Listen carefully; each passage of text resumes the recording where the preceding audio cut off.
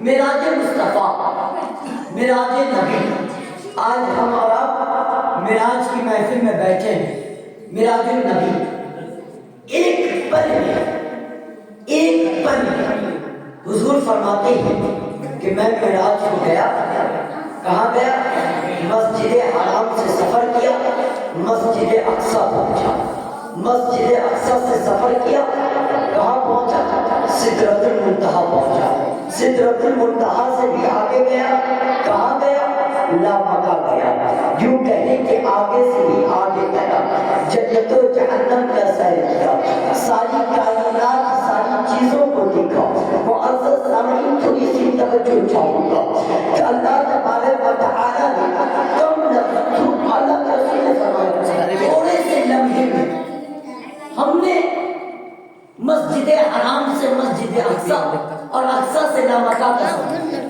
اب لوگ اعتراض کرتے ہیں، حضور تھے کہ مسجد حرام اپنی ہانی آئے اور تھوڑے سے وقت میں مسجد حرام سے مسجد اقصیٰ پہنچے، اقصیٰ سے لامکہ پہنچے۔ جب لامکہ یعنی معراج جب ہو گئے اور پھر معزز سامعین ایک مرتبہ نہیں، جب آ رہے تھے واپس تو حضرت موسیٰ علیہ السلام سے ملاقات ہوئی۔ موسیٰ نے پوچھا اللہ نے تحفے میں کیا دیا؟ کہا 50 وقت کی نماز۔ فرمایا کہ آپ کی امت اس قابل نہیں کہ 50 وقت کی نماز پڑھ سکے، کچھ کم کروانا چاہیے، کچھ کم کروانا چاہیے، کچھ کم کروانا چاہیے۔ پھر گئے، پھر آئے، پھر گئے، پھر آئے، پھر گئے، پھر آئے، یہ اختیار مصطفیٰ، پھر گئے، پھر آئے۔ اگر مثال کے طور پر 9 مرتبہ گئے، 9 مرتبہ آئے، آخر میں جو 5 وقت رہ گیا، کہا اس میں بھی کم کروا لیں۔ کہا نہیں، جو میرا امتی ہوگا، جو میرا کلمہ پڑھنے والا ہوگا، وہ یہ 5 وقت کی نماز پڑھے گا۔ اور پھر یہاں پہ نقطے کی بات کی، فرمایا کہ جو 5 وقت صدق دل سے نماز پڑھے گا، اللہ کی وسعت وسیع ہے، اللہ تبارک و 5 وقت کا نماز پڑھے گا، اللہ اس کو 50 وقت کا ثواب دے گا۔ 5 وقت کا ثواب، 5 وقت کی نماز پڑھے گا، 50 وقت کا اسے ثواب عطا کیا جائے گا۔ معزز سامعین، بس یہی پر ٹھہر کر تھوڑا سا آپ حضرات سے توجہ کرتا ہوں کہ معزز سامعین دیکھیں،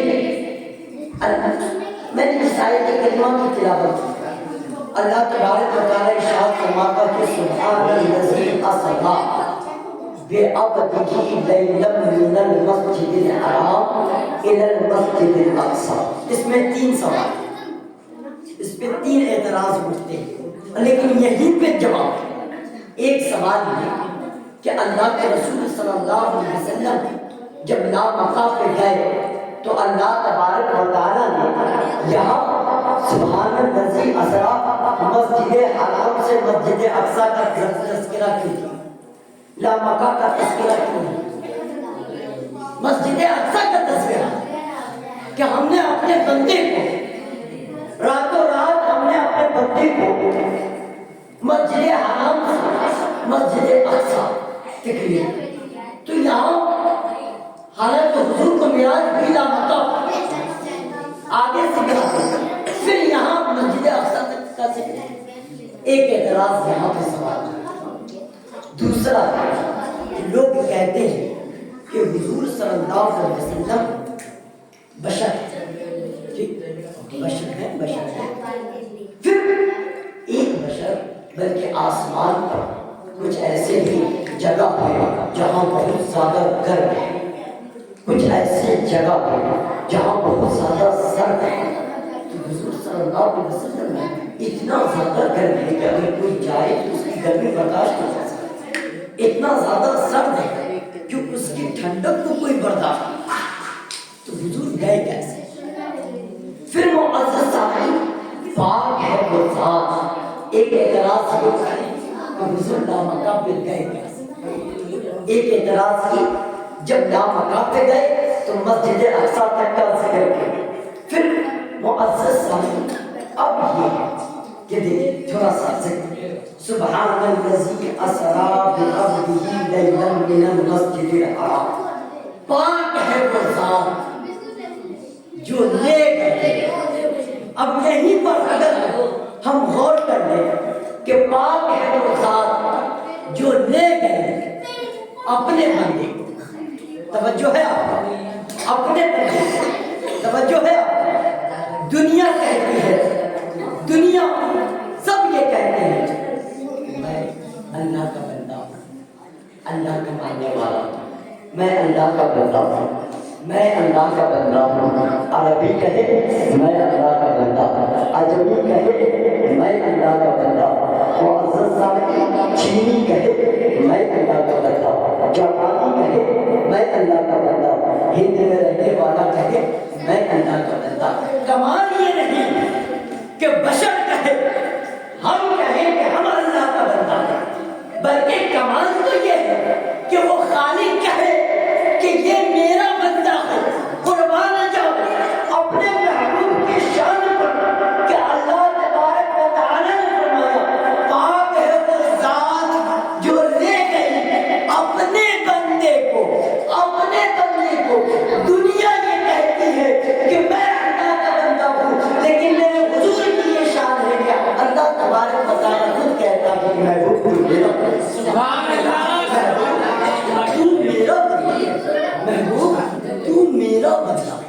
اور معزز سامعین ایک بات اور ایک بات اور لوگ کہتے ہیں حضور کو میرا معزز سامعین یا ذکر کرتے ہیں اللہ تبارک و تعالی نے یہاں پر سبحان الذی اسری بے نبی ہی نہیں کہا بلکہ بے عبدہ ہی کہا، بے نبی ہی نہیں کہا۔ پاک ہے وہ ذات جو لے گئی اپنے نبی کو، نہیں، اللہ یہ بھی کہہ سکتا تھا کہ سبحان الذی اسری بے نبی ہی، پاک ہے وہ ذات جو لے گئی اپنے نبی کو مسجد حرام سے۔ لیکن یہاں کیا پاک ہے وہ ذات جو لے گئی اپنے بندے، بندہ غور ہے، بندہ معزز سامعین۔ اب نہ پورے ہندوستان میں بلکہ پوری دنیا کہ کوئی انسان ہو لیکن بندہ نہ ہو۔ کوئی ایسا انسان ہے کہ انسان تو ہو لیکن بندہ نہ ہو۔ میرے نبی اس وقت بھی نبی تھے جب آدم علیہ السلام کو آدم علیہ السلام کمپلیٹ نہیں تھے، ابھی آدم علیہ السلام آب و گل کے درمیان ہی تھے۔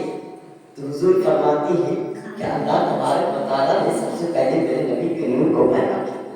اگر اللہ تبارک و تعالیٰ یہاں پہ یہ فرماتا کہ ہم نے اپنے نبی کو، تو لوگ کہتے کہ حضور تو بہت پہلے نبی تھے، اسی وقت معراج ہو گئی ہوگی دنیا میں آنے سے پہلے۔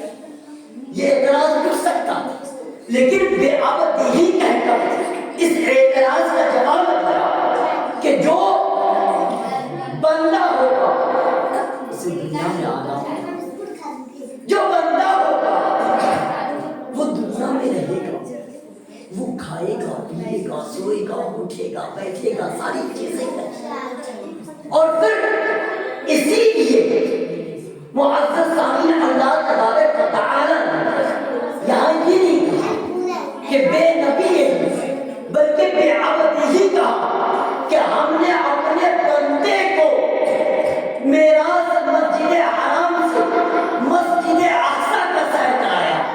اب معزز سامعین دو اعتراض آپ کے سمجھ میں آئے، دو اعتراض سمجھ میں آئے۔ ایک اعتراض یہ کہ معزز سامعین اللہ تبارک و تعالی نے اپنے بندے کو، یہ میرے اللہ حضور کی شان ہے کہ حضور کو اللہ تبارک و تعالی نے اپنا بندہ کہا۔ دوسرا یہ کہ یہاں سے نبی ہی نہیں آیا، اس کی وجہ یہ ہے کہ حضور تو وہی نبی تھے جب آدم علیہ السلام آبوں کی منزلیں طے کر رہے تھے، اس وقت بھی ہمارے نبی تھے۔ معزز سامعین، تو یہ اعتراض ہو سکتا تھا، اس لیے یہاں اب بھی آیا بندے کا لفظ، اور وہ بھی حضور بشر ہیں لیکن افضل البشر، حضور افضل البشر ہیں۔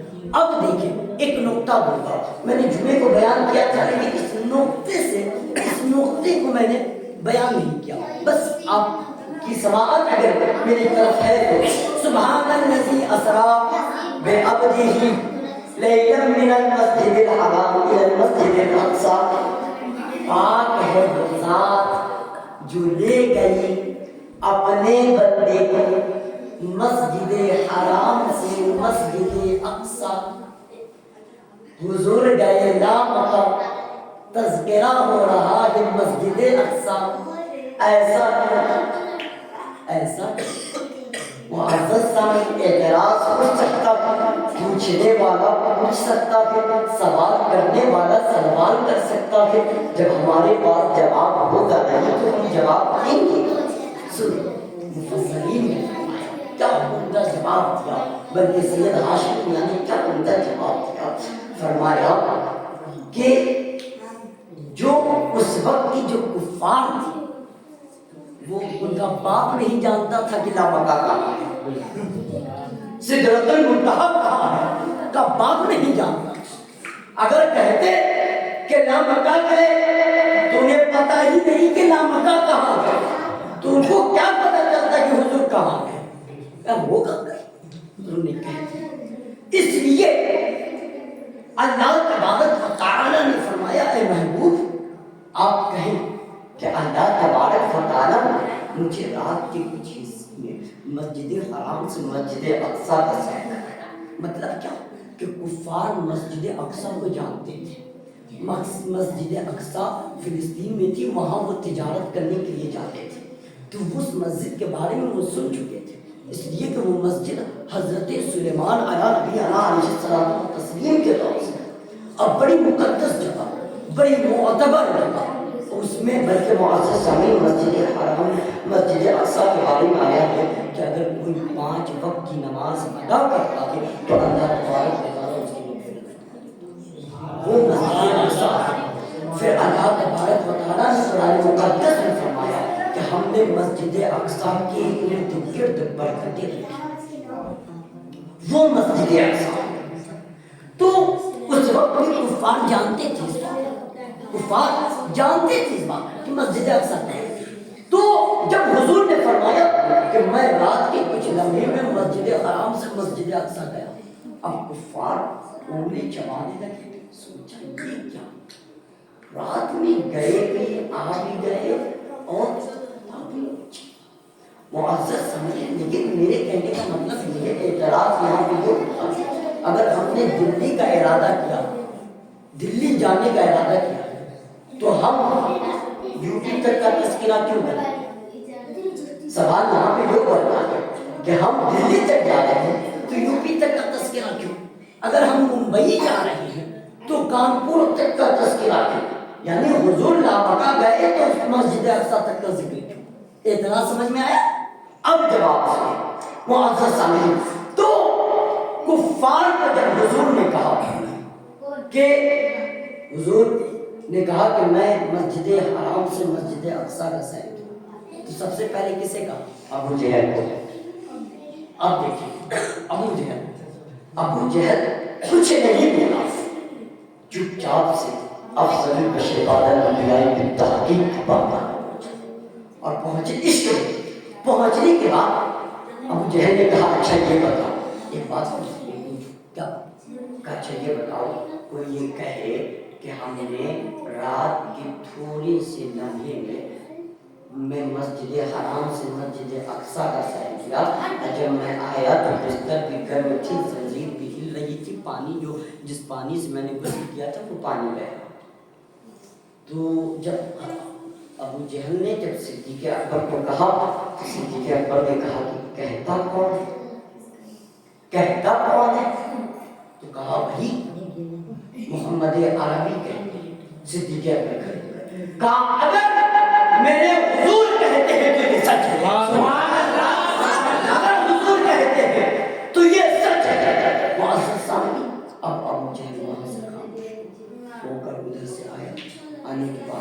اب معزز سامعین، اب تھوڑا سا غور کریں.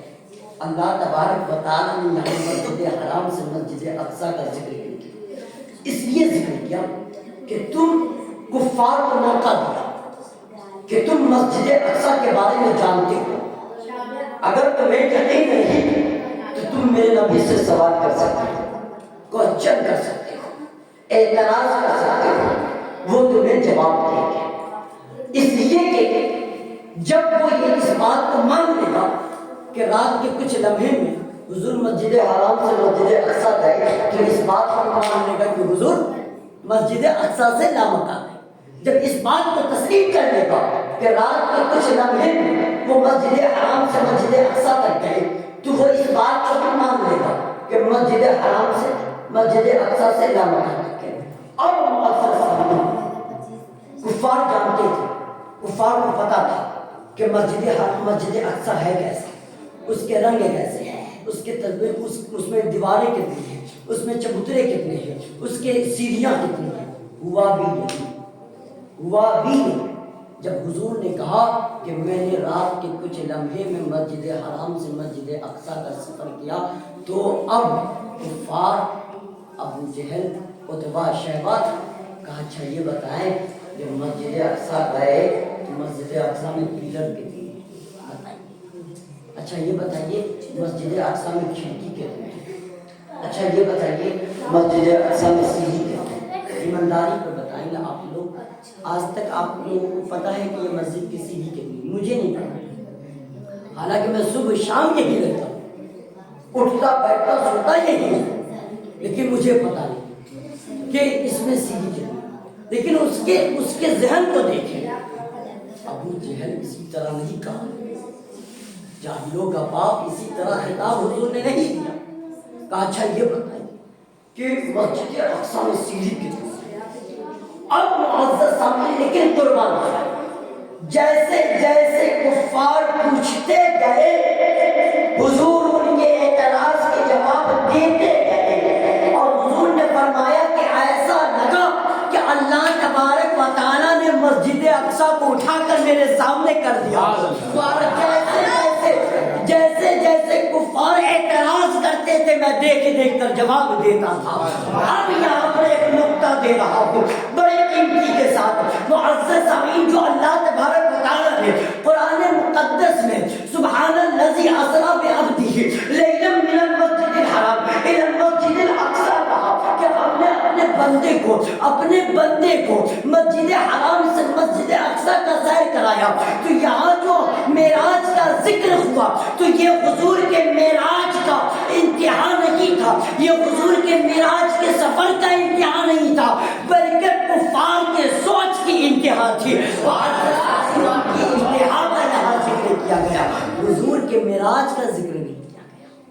معزز سامعین، بات یہ ہے اب معزز سامعین حضور اب 3 اعتراضات یہاں پہ ختم کر سکتے ہیں. 3 اعتراضات یہاں پہ ختم. معزز سامعین گفتگو ختم کر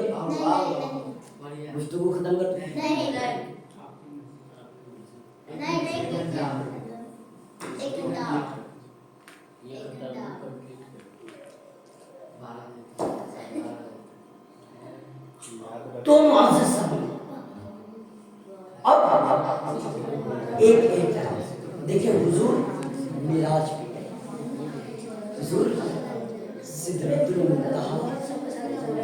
المنتہا وہ جگہ ہے جہاں حضرت جبرائیل کی انتہا. ٹھیک، سدرۃ المنتہا وہ جگہ ہے جہاں حضرت جبرائیل امین کی انتہا، وہیں تک، اس سے آگے نہیں بڑھ سکتے. لیکن دیکھیے آج جو حضور کو اپنی طرح کہتے ہیں، تھوڑا سا ہوش کی ناخن، جو حضور کو اپنی طرح کہتے ہیں ہوش کے ناخن. سدرۃ المنتہا پر جب پہنچے حضرت جبرائیل امین تو فرمایا کہ حضور اب اس سے میں آگے نہیں بڑھ سکتا، یہ میری انتہا. لیکن حضور کو نہیں فرمایا کہ حضور آپ بھی آگے نہ جائیں، حضور سے نہیں فرمایا. اس لیے کہ جبرائیل جانتے تھے کہ یہ میری انتہا ہے، میری، یہ فرشتوں اور فرشتوں ملائکہ کی انتہا ہے، لیکن جس کے صدقے میں ساری کائنات بنی ہے اس کی انتہا ہے۔ سبحان اللہ۔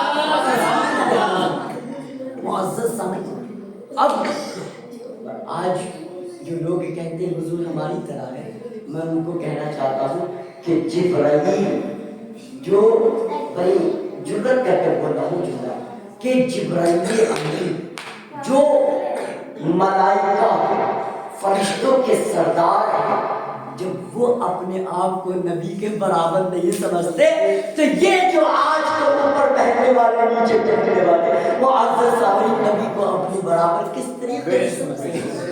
وہ ملائکہ، وہ جبرائیل امین جو تمام فرشتوں کے سردار ہیں اور تمام نبیوں کے صحابی، تمام نبیوں کے صحابی بھی ہیں، اس لیے کہ آدم کو انہوں نے دیکھا، عیسیٰ کو انہوں نے دیکھا، موسیٰ کو انہوں نے دیکھا، ادریس کو انہوں نے دیکھا، یونس کو انہوں نے دیکھا، یوسف کو انہوں نے دیکھا، سارے نبی کو انہوں نے دیکھا، اور دیکھنے کے بعد ساری سب کی زیادت کی، اور کرنے کے بعد پھر یہ بھی کہا وہ مشارقہا و مغاربہا کہ یا رسول اللہ میں نے مشرق کو دیکھا، مغرب کو دیکھا، شمال کو دیکھا، جنوب کو دیکھا، یہاں تک کہ زمین کو الٹ پلٹ کر بھی دیکھا، لیکن آپ کی طرح حسین کسی کو نہیں دیکھا۔ صدی کے امام کہتے ہیں یہی بولے سدرا والے چمنے جہاں کے تھالے، سبھی میں نے چھان ڈالے تیرے پائے گانا پایا، تجھے یک بنایا، تجھے یک بنایا۔ سبحان الذی اسریٰ بعبدہ لیلا من المسجد الحرام الی المسجد الاقصی، پاک ہے وہ ذات جو لے گئی۔ اب لوگ کہتے ہیں نہیں، ایک نقطے کی بات اور دیکھیں، جب بھی میں اس آیت کو پڑھتا ہوں تو ایک نہ ایک نقطہ میرے ذہن میں ضرور آتی ہے۔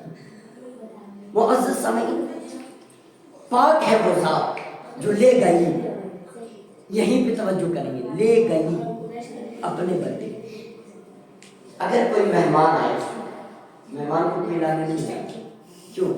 اس لیے مہمان ہوتا ہے منہ جیسا، منہ تو کا کبھی وہ آ گیا کبھی بھی چلا گیا، لیکن جس مہمان کی عزت ہے اگر اس کے بارے میں خبر ہو کہ مہمان آنے والا ہے تو گھر کے جو سرپرست ہوتے ہیں وہ اپنے بیٹے کو کہیں گے کہ فلاں آ رہا ہے تم اس کو ریسیو کر لیں، ٹھیک؟ اگر اور قیمتی مہمان ہے تو گھر کا جو بڑا ہوتا ہے اسے بھیجتے ہیں کہ ایسا کر کہ تم چلے جاؤ۔ اگر کوئی اور عزت والا ہوتا ہے تو معزز سامعین سب کو چھوڑ دیتے، بیٹے کو کہتے ہیں میں بھی ساتھ چلوں گا لانے کے لیے، اس لیے کہ مہمان اس شان کا ہے، اس وقار کا ہے، بلا تنسیل، ہزار بار بلا تنسیل۔ معزز سامعین، اللہ تبارک و تعالی نے یہاں کیا فرمایا؟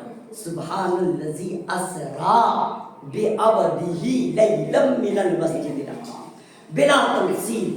معزز سامعین، اللہ تبارک و تعالی نے حضرت جبرائیل کو بھیجا، 70,000 فرشتوں کو بھیجا، میکائیل، اسرافیل، اسرائیل تمام کو بھیجا، بھیجنے کے بعد پھر فرمایا سبحان الذی اسریٰ، پاک ہے وہ ذات جو خود لے گئی اپنے بندے کو مسجد حرام سے مسجد اقصی۔ سفر معراج کا برادرانی ملت اسلامیہ، اب بس ہمیں قرآن پڑھتے تو ہیں لیکن سمجھتے نہیں، ہم قرآن پڑھنے کے ساتھ ساتھ سمجھنے کی بھی ضرورت ہے۔ برادرانی ملت اسلامیہ، اب حضور المختصر سدرۃ المنتہا گئے، کعبہ قوسین گئے۔ معزز سامعین، بلکہ ایک بڑی تجسس سے ایک بات کہوں کہ جب حضور مسجد اقصی پہنچنے کے بعد تمام نبی امامت مقتدی، حضور امام، حضرت جبرائیل نے اقامت کہی، حضور نے نماز پڑھایا، نماز پڑھانے کے بعد 1,24,000 انبیاء تشریف فرما ہے، جس میں ابراہیم بھی ہے، اسماعیل بھی ہے، اسماعیل بھی ہے، یونس بھی ہے، یوسف بھی ہے، سلیمان بھی ہے، داؤد بھی ہے، معزز سامعین عیسیٰ بھی ہے، موسیٰ بھی ہے، معزز سامعین حضرت آدم علیہ نبینا علیہ الصلوۃ والتسلیم بھی ہے۔ ایک محفل کی سما، سب لوگ جمع تھے، اس محفل کے ناظر تھے حضرت جبریل امین، نظامت حضرت جبرائیل سنبھال رہے تھے۔ حضرت آدم علیہ السلام کھڑے ہوئے، کھڑے ہونے کے بعد کہا اللہ کا شکر ہے، اللہ کا بے پناہ احسان ہے کہ اس نے میری توبہ کو قبول کیا اور مجھے اس دنیا میں بھیجا اور مجھے آدم صفی اللہ بنایا اور مجھے لوگوں پوری دنیا کے لوگوں کا باپ بنایا، یہ اس کا شکر ہے۔ حضرت آدم علیہ السلام نے کہا، پھر آدم علیہ السلام کے بعد حضرت ابراہیم علیہ نبینا علیہ الصلوۃ والتسلیم نے فرمایا اللہ کا بے پناہ احسان ہے کہ اس نے مجھے خلیل اللہ بنایا۔ پھر انہوں نے اپنا تذکرہ پیش کیا۔ پھر اسی طریقے سے حضرت موسیٰ علیہ السلام کھڑے ہوئے، کہا اللہ کا بے پناہ احسان ہے کہ اس نے مجھے کلیم اللہ بنایا، اللہ سے بات کرنے والا۔ تمام لوگوں نے المختصر تمام نے اپنے تعارف پیش کی۔ پھر آخر میں صدر بزم کھڑے ہوئے، حبیب کبریا کھڑے ہوئے، محبوب کبریا کھڑے ہوئے، مدینے کے تاجدار کھڑے ہوئے۔ کہا اس خالق کا احسان ہے، کسی نے کہا مجھے صفی اللہ بنایا، کسی نے کہا مجھے خلیل اللہ بنایا، کسی نے کہا مجھے کلیم اللہ بنایا، لیکن جب میرے محبوب کھڑے ہوئے فرمایا اللہ کا احسان ہے اس نے مجھے حبیب اللہ بنایا، اس کا احسان ہے کہ اس نے مجھے حبیب اللہ بنایا اور تمام نبیوں کا سردار بنایا، تمام الانبیاء بنایا۔ پھر اس کے بعد المختصر یہ کہ آدم علیہ السلام جب آئے، جب بھی بات نکلتی ہے تو نکلتے آدم علیہ السلام آئے، کہا اے لوگو، توحید کا اعلان کیا، کہا اے لوگو میں اللہ کا رسول ہوں اور میں اللہ کا رسول ہوں، اللہ ایک ہے، اس کی عبادت ہے۔ لوگوں نے کہا دیکھے ہیں اللہ کو، دیکھے ہیں، کہا دیکھا تو نہیں سنا ہوں۔ حضرت جبرائیل سے کہا کہ ٹھیک ہے، پھر کچھ لوگوں نے مانا، پھر اس کے بعد حکومت یہ رہے۔ پھر حضرت صفی اللہ آدم سے پھر موسیٰ کلیم اللہ آئے، کہا میں اللہ کا نبی ہوں، لا الہ الا اللہ، کوئی معبود نہیں مگر اللہ، کوئی عبادت کے لائق نہیں مگر اللہ، اور میں اللہ کا نبی ہوں۔ لوگوں نے کہا اللہ کو دیکھا ہے، کہا دیکھا تو نہیں سنا ہوں، کہا کہ سننے کی بات ابھی تک سنتے والے، سننے والے، دیکھنے والے کب آئے؟ تو معزز سامعین ایک وقت ایسا بھی آیا کہ جب حضور صلی اللہ علیہ وسلم نے فارا کی بلندی پر اعلان کیا اشہد اللہ الہ الا اللہ واشہد ان محمد رسول اللہ۔ اس وقت لوگوں نے کہا کہ آپ بھی صرف سنے ہیں یا آپ دیکھے ہیں؟ تو اس وقت حضور نے کہا اشہد اللہ الہ، میں گواہی دیتا ہوں۔ اب اس پر توجہ کریں گے، میں گواہی دیتا ہوں۔ گواہی کون دیتا ہے؟ جو دیکھتا ہے۔ گواہی وہی دے گا جو دیکھے گا۔ اب فارا کی بلندی سے جب حضور نے اعلان کیا اشہد اللہ الہ الا اللہ واشہد ان محمد عبدہ، کہ میں گواہی دیتا ہوں کہ اللہ ایک ہے اور میں اللہ کا رسول ہوں۔ تو لوگوں نے کہا کہ آپ اللہ کو دیکھے ہیں، اس لیے کہ آپ سے پہلے جتنے آئے سب نے کہا کہ ہم نے سنا ہے۔ حضور نے فرمایا الحمدللہ میں نے خود اللہ کو دیکھا ہے۔ معزز سامعین، پھر معزز سامعین ہوا کیا؟ تمام دیکھنے والے تھے لیکن تمام سننے والے تھے لیکن یہ دیکھنے والے ہیں۔ معزز پھر کیا کہ ان کی امت اس قدر بڑھی کہ معزز سامعین، اور پھر معزز سامعین اس قدر بڑھی کہ کل قیامت کے دن سب سے بڑی امت उम्मत मुहम्मदिया होगी और सबसे आखिर में ये उम्मत आई है, लेकिन सबसे पहले जन्नत में ये उम्मत सबसे आखिर में आई है लेकिन सबसे पहले जन्नत में दाखिल होगी। ये हमारी और आप की किस्मत की है। मुअज़्ज़ज़ सामीन, अपनी किस्मत पर जितना नाज करें वो करें, इसलिए कि हमें हुजूर का दामन मिला। मुअज़्ज़ज़ सामीन देखें, अब मैं समझ रहा हूँ आप हज़रात की कैफियत को, लेकिन एक जो बात बयान करके मुअज़्ज़ज़ सामीन, अल्लाह तबारक व तआला की बारगाह में मुअज़्ज़ज़ सामीन, अब देखिए मिलाद मुस्तफ़ा हो गई। हुजूर सल्लल्लाहु अलैहि वसल्लम एक दिन तशरीफ फरमा थे। फरमाया एक दिन हज़रत आयशा सिद्दीक़ा सलामुल्लाह अलैहा से हुजूर ने फरमाया, आयशा मांग क्या मांगे, जो मांगे वो अता करूँगा। ये भी इख्तियार मेरे नबी का था कि कहते थे मांग क्या मांगता है, जो मांगोगे अता किया जाए, जो मांगोगे दिया जाए। मांग क्या तो हज़रत उम्मुल मोमिनीन हज़रत खदीजा हज़रत आयशा सिद्दीक़ा सलामुल्लाह अलैहा ने कहा मुझे कुछ वक्त चाहिए। कहा ठीक। सिद्दीक की बेटी सिद्दीक़ा पहुंची सिद्दीक की बारगाह। कहीं बाबा जान हुजूर फरमाते हैं कि आयशा मांग क्या मांगती है, जो मांगेगी अता किया जाएगा। तो फिर सिद्दीक ने कहा, सिद्दीक़ा से क्या कहा कि बस एक चीज पूछ लो कि जब मेराज हो गए तो अल्लाह और इनके दरमियान कोई न था, तो बात क्या, अल्लाह को सबसे ज्यादा पसंद क्या है, अल्लाह को सबसे ज्यादा पसंद क्या है। तो हज़रत सिद्दीक़ा आई, आने के बाद पूछा, या रसूल अल्लाह, आप जब मेराज हो गए, जब उनके खास में गए तो आप और अल्लाह के दरमियान जो बातें हुई, तो होने के बाद अल्लाह किस चीज से सबसे ज्यादा खुश होता है। फरमाया, आयशा तुमने पूछा तो बड़ा कीमती बात पूछी, लेकिन मैंने वादा किया था बताता हूँ। अल्लाह फरमाता है कि जिसके हाथ और ज़बान से मुसलमान महफूज हो, अल्लाह के पसंदीदा में सबसे पसंदीदा बंदा वो है जिसके हाथ और ज़बान से दूसरा मुसलमान महफूज हो, जिसके हाथ और ज़बान से दूसरा मुसलमान महफूज हो, दूसरे लोग महफूज हो। सिद्दीक़ा आई, सिद्दीक को बताई, सिद्दीक़ अकबर रोने लगे। सिद्दीक़ अकबर रोने लगे। फरमाया, बाबा क्यों रोते हैं?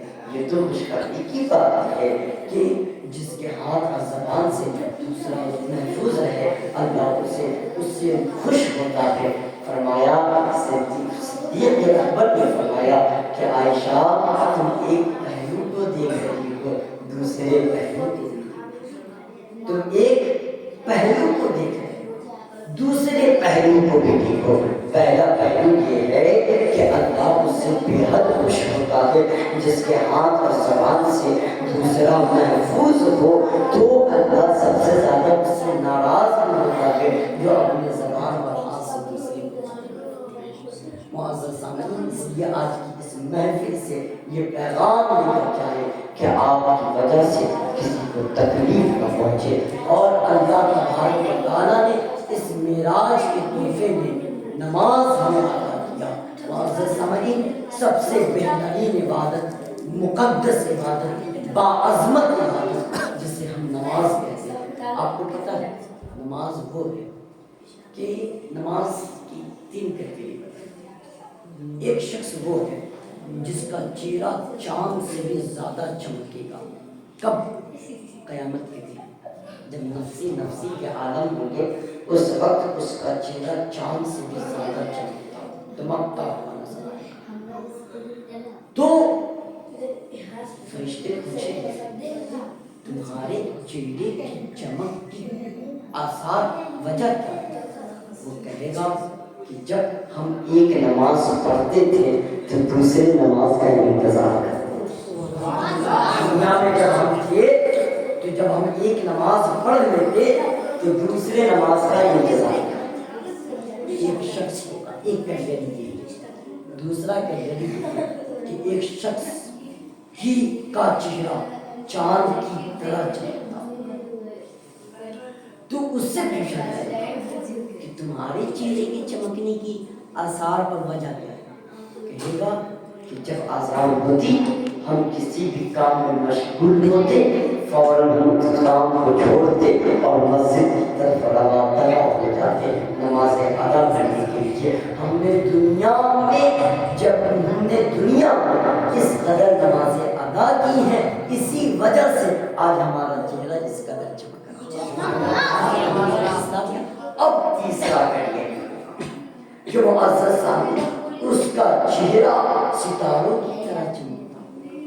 پوچھنے والا پوچھے گا, سوال کرنے والا سوال کرے گا, تیرا چہرہ اس طرح کیوں چمک رہا ہے؟ جواب دینے والا جواب دے گا کہ جب آسان کا وقت ہوتا ہم آسان سن کر مسجد آتے, وضو کرتے اور نماز ادا کرتے. اسی کی وجہ ہے کہ آج ہمارا چہرہ چمک رہا ہے. لیکن یاد رکھیں, بس ایک نقطہ اور گفتگو ختم, گفتگو ختم, بس یہی آخر اور گفتگو ختم. کوئی بھی عبادت اس وقت قابل لحاظ ہے جب وہ عبادت آپ کو گناہ سے روکتی, بلکہ یہ عبادت قبول ہونے کی ایک میں آپ کو آثار عطا دے رہا ہوں کہ جب آپ کوئی عبادت شروع کرتے ہیں, آپ کی عبادت وہ عبادت اسی وقت قابل قبول ہے جب آپ گناہ سے محفوظ رہیں,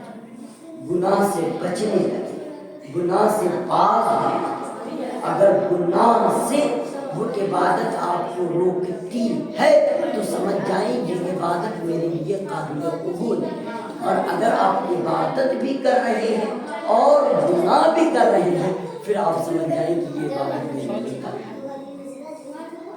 اس لیے کہ اللہ نے قرآن مقدس میں ارشاد فرمایا ان الصلاۃ تنہی عن الفحشاء والمنکر, نماز تمام برائیوں سے اور بے حیائیوں سے روکتی ہے.